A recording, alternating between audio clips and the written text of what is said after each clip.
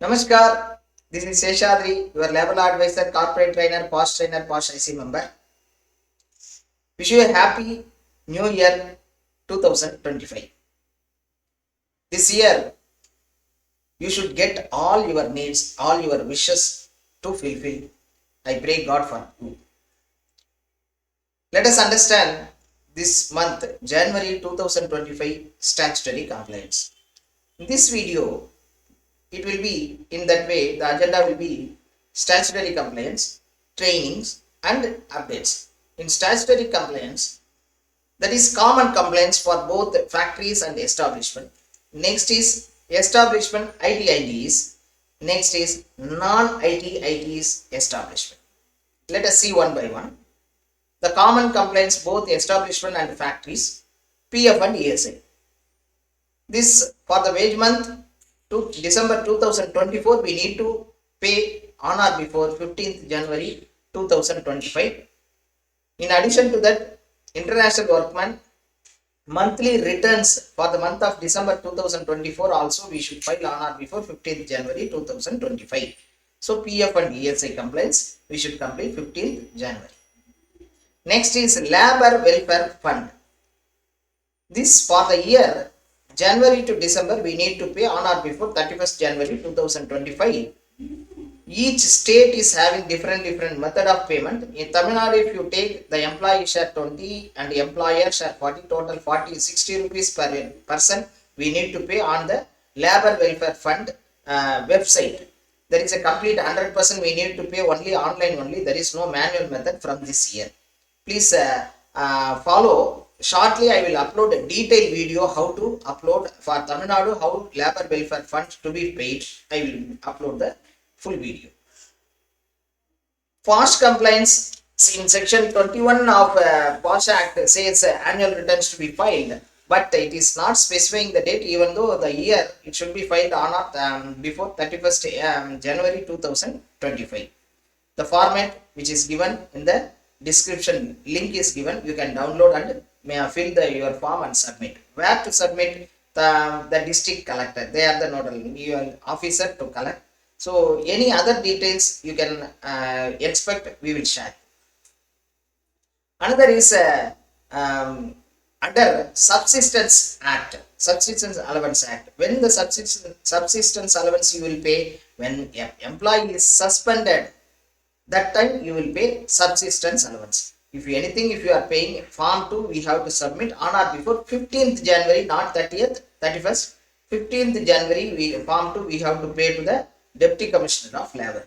In the same way, another act, it is a Industrial Establishment Confirmation of Permanent Status Act. Under this act, again in this act also form 2, it should be submitted to the Deputy Commissioner of Labor on or before 15th January 2025. These both are applicable to factories. It is a common complaint. Factory as well as shop and establishment, both things we have to file. As well as if you are having the contract employees are working in your establishment, please ensure the contractor should file his half-yearly returns under CLRA and ISMW on or before 30th. That is from the after year ending. 30 days they have to file. That's why 30th January 2025 they should complete their filing, half-yearly filing. This is under CLRA and ISMW. Only factory, if you are a factory, then annual returns is that also to be filed through the inspector of factories or dish portal. Through that annual returns to be filed, it is online only. The detailed video how to file online annual returns available in this channel. Link also provided in the description box. If you are a IT, that is a software industry, or IT enabled services, then these are all the complaints. There are 5 complaints you have to make for you. Minimum Wages Act, Payment of Wages Act, Maternity Benefit Act, Shop and Establishment Act, as well as Contract Labor Regulation Act. Under this, you need to file half-yearly returns. So please ensure maternity benefit, shop and establishment, contract labor, payment of wages and minimum wages. These are all self-certification. You have to do all the detailed forms, anything if you require, please contact us. Everything you should complete on or before 31st January 2025.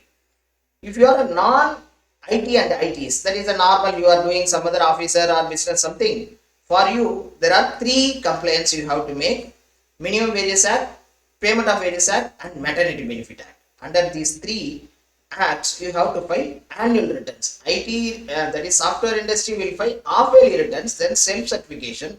Here, other establishment, they have to file annual returns. Format is different. Please concentrate. Form is different form for software industry and different form for other establishments.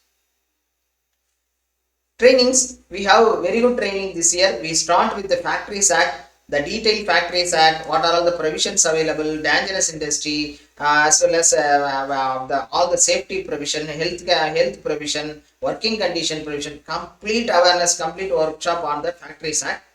As well as we have added annual returns under Factories Act, as well as PoSH returns under PoSH Act. This also will be taught during this session. So the session is going to held Chennai, Hosur, Tirupur, Coimbatore from 22nd to 25th. You can book your seat to contact Mr. Dinesh. Technical training, PPOP training is planned at Chennai on 22nd January. It is very good essential training for your quality and new product development team. So please share this information, as well as you can nominate your technical people for this session. Weekly webinars also Thursdays and Sundays are happening. You can contact Mr. Dinesh for further details. Updates, last month December, only few updates. Two are from EPFO. UAN activation, the last date is 15th January 2025. To avail government incentives, we need to activate UAN. All your employees must activate UAN, particularly whoever joined after 1st April 2024, ensure they have activated or not. Provision is available to check in your employer portal itself. Higher pension, any if you have not approved your joint option or any queries came from PF office, you complete as early as possible to query 15th January, as well as approval of joint option you have to complete on our last chance is 31st January 2025. Otherwise, the people whoever applied will be rejected. Recent judgments. So any employee submitted fake mark sheet, fake document, you can rightly terminate. That's what Rajasthan High Court has given judgment. PoSH compliance, government as well as factories, they have to ensure all the PoSH complaints are made, particularly IC is available. Then government has to form LC, nodal officers. So these are all the things they have to ensure. Several judgment has come on this, but still it is lacking. That's why this judgment December 3rd it has come. About this we conditions and what are all the complaints, we should make separate video. I will put, you can watch in this channel shortly. Other post judgment copy. Whenever you make PoSH inquiry, you have to give respondent or complainant the copy of the report, copy of the proceedings, everything you have to submit. Without submitting, you cannot conduct any inquiry. Please ensure. That's what the BSF organization they have conducted. Because of that, they lost the case. Proceeding under PoSH Act also to be done video conference. So that inquiry we can do on video conference also. Other judgments, if we take misappropriation amount, we cannot deduct from gratuity. That is the one judgment. Then criminal case, one person has a nullified punishment awarded in the departmental proceeding. That is criminal case, acquittal of a criminal case. There is no need departmental inquiry also to be dropped. We can continue. Inquiry is mandatory even if you are terminating casual for misconduct, you have to conduct inquiry. That's what the judgment has come. Even under standing orders act, 8 days employee is not coming, you can terminate that person. Even if you cannot terminate directly, so you have to conduct domestic inquiry. That is a natural justice. Personal information, any employee personal information, even RTA you cannot share. That is a confidential. No damages when the delay was not intentional. PF, now if it is not intentional delay, damages we need not to put. That's what one judgment has come. Employees are entitled to be paid interest. Even the employer is delaying, the employee will get PF interest. Already it is in scheme also. Employer has to submit when the PF inspection is coming. Complete financial information you have to submit, not a part. That's what another Kerala High Court judgment has come. Contractor, when the contractor is paying the PF to their employees, they have to give complete details to the principal employer.